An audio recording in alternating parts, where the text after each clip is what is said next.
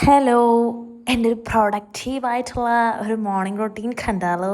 ചുമ്മാ വലിയ പ്രൊഡക്റ്റീവ് ഒന്നും അല്ല എങ്കിലും ആ മടിയൊക്കെ ഒന്ന് മാറി വരുന്നുണ്ട്. ആദ്യം തന്നെ ക്ലെൻസർ ഉപയോഗിച്ച് ഫേസ് വാഷൊക്കെ ചെയ്ത് പിന്നെന്താ ഇഞ്ചി നാരങ്ങയുടെ നീരും കൂടെ ഇളം ചൂടുവെള്ളത്തിൽ അങ്ങ് കുടിക്കണം. പിന്നെ അത് കുറച്ച് കഴിഞ്ഞിട്ട് ചിയാ സീഡ് തലേ ദിവസം വെള്ളത്തിൽ കുതിർത്തിട്ടിട്ട് അത് പിറ്റേ ദിവസം കുടിക്കുന്നതാണ് നിങ്ങൾ കാണുന്നത്. അതിന് ശേഷം anti inflammatory capsule, neem capsule, ഈ പിമ്പിൾസ് ഇനി വരാതിരിക്കാൻ വേണ്ടിയിട്ട് കഴിക്കുന്നത്. ബ്രേക്ക്ഫാസ്റ്റിന് അരമണിക്കൂർ മുന്നേ കഴിക്കുന്ന സാധനമാണ് അത്.